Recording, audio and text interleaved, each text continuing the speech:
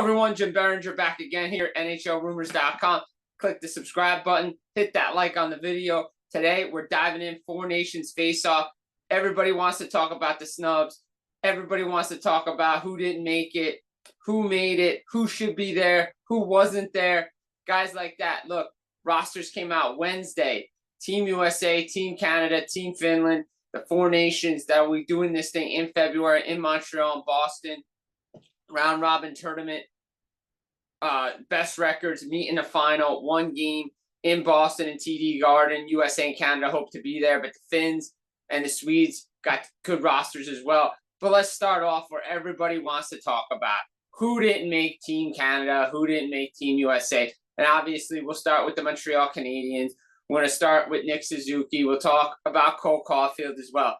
Look, Suzuki, great player, great center, putting up the points, good defensive center, good player to be there as a 13th forward. We know Seth Jarvis was left off a World Junior team. He makes this team as the 13th forward. You could debate Jarvis and Suzuki all you want. I know a lot of people in Montreal want Suzuki there, join Samuel Montembeault in goal as well. And when Don Sweeney was speaking, he said he wanted to put the best team together, the best team. And there are a lot of familiar parodies and patterns that Team Canada is following, despite what John Cooper, despite what Don Sweeney has to say. A lot of familiar patterns follow.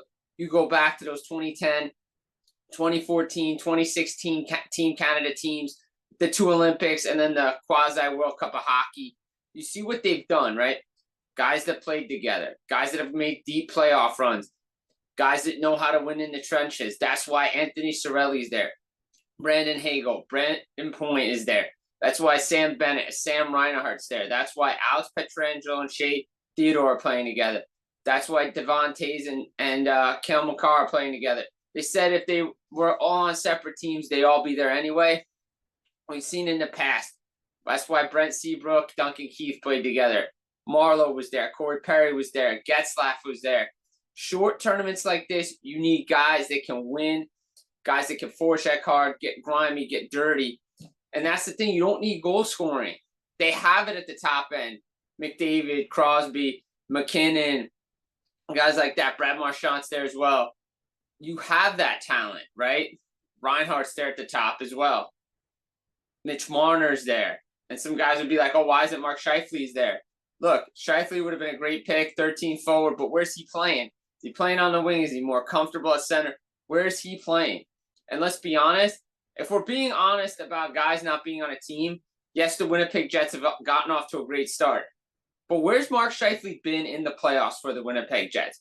Ever since that hit on Jake Evans, he's been non-existent in the playoffs for the Winnipeg Jets when they get there. So that has to turn around. And I wouldn't be surprised if that was a factor going into this thing for Team Canada. Like, I think that's going to be honest. I think that's why he's not on the team. Nick Suzuki hasn't played a lot of playoff games.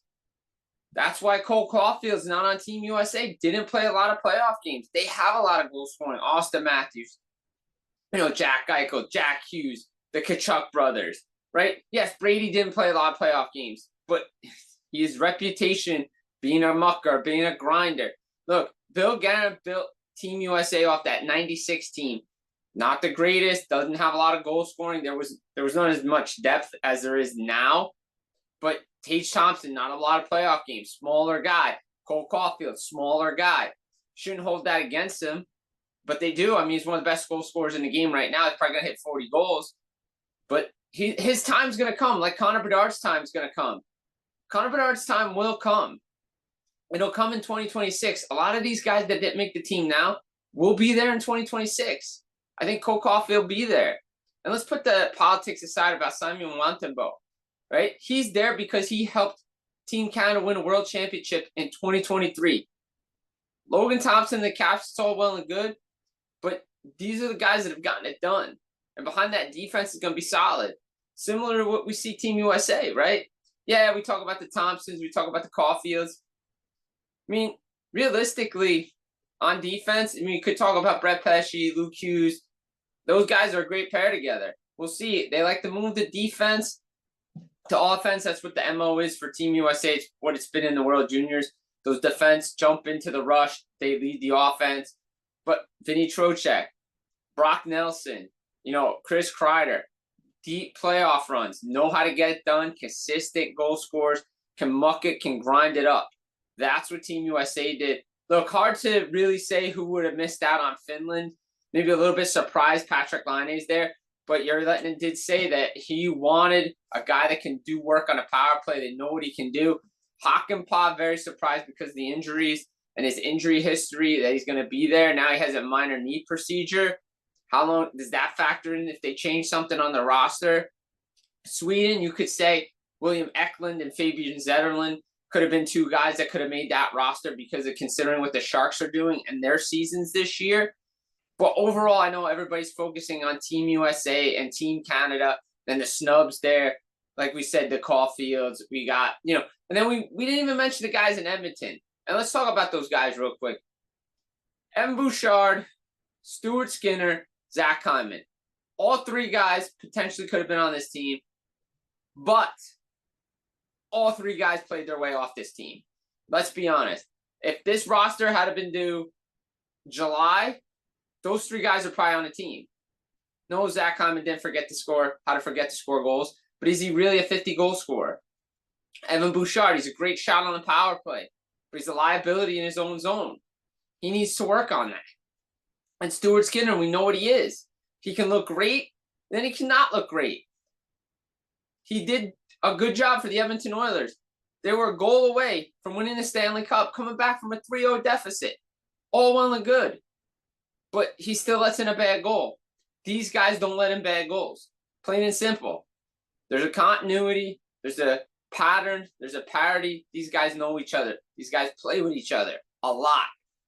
In the offseason, during the regular season. A lot of teammates there. Same with Team USA. Guys know each other. That development group, that development bond is strong. So as much as we want to talk about these snubs, Zach Hyman, Bouchard, Skinner, we want to talk about Mark Scheifele, guys like that, Alexis Lafreniere in New York.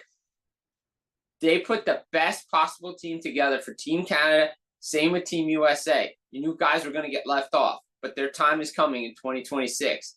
Can't wait to see the Olympics. Four Nations Face-Off coming to you in February. Check it out, NHLRumors.com. Got the rosters, got new articles up as well. Guys, don't forget, click that subscribe button. Hit a like on that video. Jim Biringer will be back again real soon.